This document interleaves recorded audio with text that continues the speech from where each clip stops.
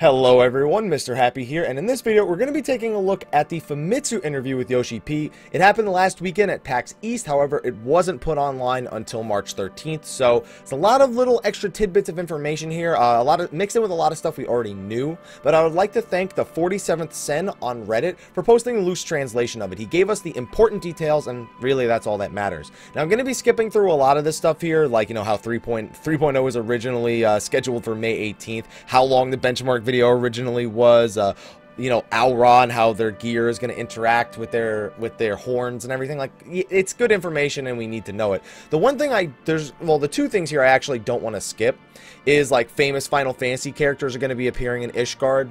Speculations now what you think they'll be. A lot of NPCs are going to be moving to Ishgard, like Rowena, Sid, and other ones, probably Biggs and Wedge as well. Geralt's going to be moving. There's going to be villages and outposts that existed back in 1.0, probably in the North and Western Highlands most specifically, and one of them survives on chocobo hunting, which is an interesting concept that I don't want to talk about because it makes me sad. A big lore aspect is the 7 heavenly dragons will be key to the Ishgard quest. Nizbek, Bahamut, Tiamat, and more. They're going to elaborate a little bit more on Bahamut's story, so even if you've already finished the final coil, expect to still see that name around Ishgard a little bit. And also, for those who don't know, Omega Weapon. We'll find out more about him as well. Now, when it comes to the new jobs, this is really where the meat of the information came in. Some huge announcements in regards to spell speed and skill speed, the way that the new jobs are going to work. I love the information that came out of this. So, when working with buffs, they said they wanted to avoid Final Fantasy XI, you know, where haste was just ridiculously overpowered. Stacking as much haste as possible to get the auto attacks going faster was a big deal.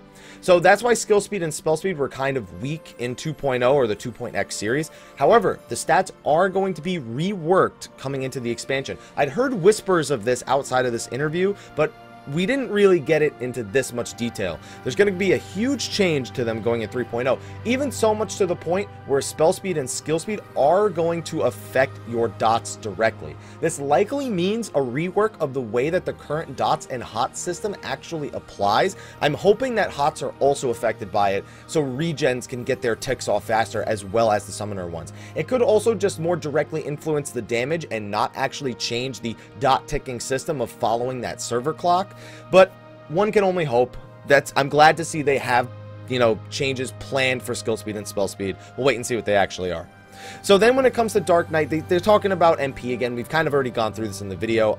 They talk about a level of darkness that is makes for even stronger actions and skills. And jokingly, I don't know if this was the person who translated it or if it was Yoshi P, said you might want to stock up on piety materia for your Dark Knight. I'll reserve judgment on that one. Astrologians, though, was a very, very interesting thing. We found out that the two stances they have are a healer stance and a barrier stance. So it's almost like switching between a White Mage and a Scholar on the fly. The two stances are called the Tsukuyomi and the Hoshiyomi, which means Moon Reader and Star Reader, respectively. So spells are basically the same regardless of what stance you're in as an Astrologian, but depending on which stance you're in, they change slightly. Like, it's the same spell. Imagine if Cure did something different while you were in Cleric stance, something like that. So a spell may be a big direct heal in healer stance, or it may be a small heal with a barrier like Eloquium in barrier stance. It's really interesting to see that they now have all these skills that have two different functions. I'm hoping it's not just one or two skills that this stance affects. I'm hoping it affects a large variety of skills. So that's a great piece of information. And another piece is drawing your cards. So apparently there is a deck that you draw from, and the card you choose is random. So when you draw that card, you have to decide, do I want to use it or do I want to save it and combine it with the next card that I draw in order for to make a stronger effect. This information actually came out of a couple of other interviews. I believe the Gamerscape interview was a big one where this was talked about, but that is a big thing. So we learned a lot about the Astrologian from this with the double stances and the card pulling, so very, very interested in seeing that. We also heard a little bit more about Machinist. We've known that they're going to be using attachments. They're going to have the turrets that are going to have buffing and debuffing allies. However, there is an explanation here more about the attachments on the rifle. So for example, one of the things you can do is you can put an attachment on it that makes you more like a cannon. They said there's a charging animation that you can hold down and get ready to fire for a really big attack. And think of it like Mega Man. They call it Rockman, but think of it like Mega Man's charge up attack. It's going to look like that. However, if you move it, resets the charge. So a big part of Machinist, you are going to be mobile, but a big part of Machinist that's different from Bard is there's going to be points where you want to see if your positioning is perfect so you can stand there, get this super powerful charged up attack going, and do as much damage as possible. I like that interaction with the very mobile range DPS, giving them a reason to go immobile and just destroy everything. However, attaching the attachments is instant, so if you need to do it on the, but if you need to constantly be on the move, just don't use them. So, that's the big thing. When you use your attachments, make sure you have time to just stand still to use them. There's also a gunpowder / ammo type buff. You don't actually have ammo in your inventory, but, they still haven't elaborated on this. There is going to be a reload action, something we also have heard from many of the other interviews. However, this little elaboration with it being the ammo buff, sorry, I hit my microphone right there, is a nice little tidbit as well. So I love the new job information that came out of this interview. Definitely comment in the comment section below, because I know a lot of people were waiting for more Astrologian information, and that is a big thing. So Dragoon's going to show off their new LB3 soon. This says it was supposed to be revealed today during the producer live letter that I translated, that I posted the translation for before this. They may have actually meant it's going to be at the live letter 20, which is on April 11th. It didn't get shown off today. I wish it did, but it didn't. Also, current LB3s are going to be redesigned to their respective jobs. We knew this already. Bard's Limit Break is also going to be shifted away from the Healer LB, for those of you who didn't know. Now, they very specifically talk about Astrologian's LB3, and it is going to be called Celestial Stasis, an ability they had in Tactics. It's not actually going to stop time, which is what it did back then.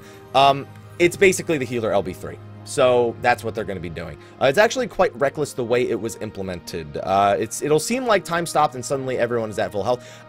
It's a Healer LB3 from the way I'm understanding, but that's their individual LB3's name. Now, another big thing is about item level. We've been hearing that item level with the Alexander Normal and Hard, there's going to be a wide gap between them, which is why it's assumed you'll need Alexander Normal gear to sufficiently do Alexander Hard mode gear. So the item level between each patch is actually going to be a lot higher. However, with the difference in item level with Alexander Normal and Hard, there's more room to put content in between that so that you can gear up for Alexander Hard mode. There's a lot more in between options that we can wait to see. New daily quests with the, I guess, you know, more Beastman tribe quests or something like that are in 3.05 or 3.1. They haven't decided yet. The Fat Chocobo may get the ability to fly, and the next Zodiac Weapon quest, or, you know, the continuation or sequel, they still haven't decided that yet. Gonna continue 3.1, we knew that already. It is still the same concept. You dedicate a lot of time in exchange for strength. So there might be some changes to the way it's done, but expect a very similar questline overall in the new areas.